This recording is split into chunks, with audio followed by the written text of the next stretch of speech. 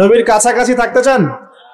শুনুন, নবী সাল্লাল্লাহু আলাইহি ওয়াসাল্লাম বিভিন্ন হাদিসের মধ্যে বলেছেন, বিভিন্ন হাদিসে, যে ব্যক্তি দুনিয়াতে নবীর সুন্নত যত বেশি পালন করবে, নবীকে যত বেশি ভালোবাসবে, তার উপর যত বেশি দরুদ পড়বে, ইনশাআল্লাহ কিয়ামতের দিন সে নবীর তত কাছাকাছি থাকবে ইনশাআল্লাহ।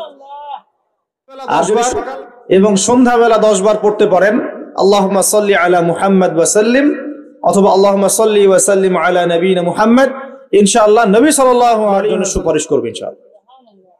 সকালে 10 বার, সন্ধ্যায় 10 বার দরুদ পড়া খুব কঠিন?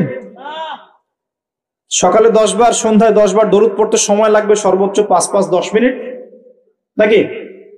অনেকে বলে না যে ভাই 1 মিনিট দাঁড়ান, 1 মিনিট সময় নষ্ট হলে কি এমন হয়, এটা মানুষ বলে না? 2 মিনিট সময় নষ্ট হলে কি এমন হয় মানুষ বলে, স্পেশালি বাঙালি জাতি এটা বেশি বলে। 2 মিনিটে আপনি একটা কোরআন খতমের নেকি পাবেন ইনশাআল্লাহ, বিশ্বাস করলেন না? 2 মিনিট লাগবে খালি বলতে আল্লাহুস সামাদ লাম ইয়ালিদ ওয়া লাম ইউলাদ ওয়া লাম ইয়াকুল লাহু কুফুয়ান আহাদ। 3 বার বলতে কয় মিনিট লাগবে? বড়জোর 2 মিনিট। 2 মিনিটে 3 বার পড়া সম্ভব সূরা ইখলাস পড়বেন, কোরআনের 1/3 নেকি পেয়ে যাবেন ইনশাআল্লাহ। তাহলে 2 মিনিটে কোরআন খতম দেওয়া যায়? যায় কি যায় না? যায়, ফজিলত পাওয়া যায়। 2 মিনিটে আপনি বলতে পারেন আল্লাহুম্মা সাল্লি আলা মুহাম্মাদ ওয়া সাল্লিম। আমরা বলি না যে সময় দে, 10 মিনিট সময় বস, গল্প করি, হ্যাঁ 10 মিনিট ফোনে নষ্ট করেন, 10 মিনিট আড্ডা পিটান, বন্ধুদের সাথে আসরের মধ্যে বসে পড়েন। 10 মিনিটে আপনি কোরআনের বিশুদ্ধ সূরাগুলো পড়তে পারবেন। 10 মিনিটে কমসে কম 100 বার পড়তে পারবেন সুবহানাল্লাহ সুবহানাল্লাহ সুবহানাল্লাহ। 10 মিনিটে আপনি 100 বার পড়তে পারবেন আলহামদুলিল্লাহ। 10 মিনিটে আপনি 100 বার পড়তে পারবেন আল্লাহু আকবার। 10 মিনিটে আপনি 100 বার পড়তে পারবেন লা ইলাহা ইল্লাল্লাহ। পারা যাবে না এগুলো? 10 মিনিটে আপনি 10 বার 20 বার দরুদ পড়তে পারবেন না? 10 মিনিটে 3 বার সূরা ইখলাস, 10 বার সূরা ইখলাস পড়তে পারবেন। আর 10 বার সূরা ইখলাস পড়লে জান্নাতে একটা ঘর নির্মাণ করা হয়। 10 বার সূরা ইখলাস পড়লে জান্নাতে ঘর পাওয়া যায় ইনশাআল্লাহ। তো সময়ের মূল্যায়ন করতে হবে কি হবে না? এই 3টা ধাপ থেকে কি শিখলেন? 1 নম্বর শিখলেন পিতা মাতার সম্মান করতে হবে। করতে হবে কিনা? আমরাও কি পিতা মাতা হব না? হই নাই? আমরা কি চাই যে আমাদের সন্তান আমাদেরকে সম্মান না করুক? আমরা কি চাই? চাই না। অতএব আমরা যদি চাই যে আমাদের সন্তান ভালো হোক, আমাদের উচিত আমরা যেন পিতা মাতার সাথে ভালো বিহেভ করি। আমরা যদি চাই যে আমাদের মৃত্যুর পর আমাদের সন্তানরা আমাদের জানাজার নামাজ পড়াক, তাহলে আমাদেরকেও আমাদের পিতা মাতার অনুগত থাকতে হবে। আল্লাহ পাক তৌফিক এনায়েত করুন, আমিন। 2 নাম্বার বলেছি রমজান মাস পেলেই গুনাহ মাফ করানোর চেষ্টা করতে হবে। অতএব রমজান মাসে আজে বাজে কোনো কাজের দিকে মনোযোগী হবেন না। প্রস্তুতি নেন, সামনে রমজান আসছে ইনশাআল্লাহ। নিজের কাজগুলোকে গুটিয়ে নেন, পড়াশোনা গুটিয়ে নেন, বাজার ঘাট গুটিয়ে নেন।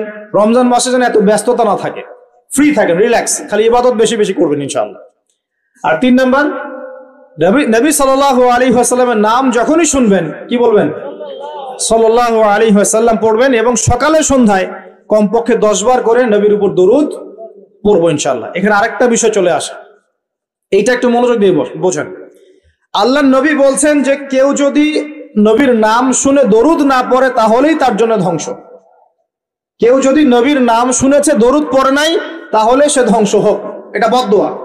তাহলে সারা জীবনে যদি আমরা নবীর সুন্নত মেনে না চলি আমাদের জন্য কি হতে পারে বলেন? শুধু নবীর নাম শুনে দরুদ না পড়লেই যদি এমনটা হয়, তাহলে সারা জীবন যে আমরা নবীর সুন্নতের খেলাফ চলছি আমাদের কি হতে পারে? দুনিয়ার জীবনে নবীর সুন্নতের খেলাফ চললে কি কেউ নবীর সুপারিশ পাবে পরকালে? হাউজে কাউসারের পানি পাবে? কবরের উত্তর দিতে পারবে প্রশ্নের? তাহলে আমরা দাড়ি কেন রাখছি? দাড়ি কি নবীর সুন্নত কি সুন্নত না? তাহলে নামাজ পড়ছি মাশাআল্লাহ, দাড়ি কেন রাখছি না? কি সমস্যা? কেন সকাল সকাল উঠে আমরা এই শেভিং ক্রিম দিয়ে আমাদের নবীর সুন্নতকে জবাই করি? কেন? কি স্বার্থ, কি লাভ? হ্যান্ডসাম লাগে দেখতে?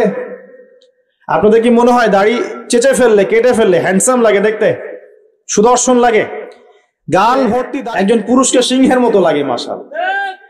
আমাদের তো দাড়ি নাই, আমাদের যেগুলো দেখছেন এগুলো তো দাড়িই না।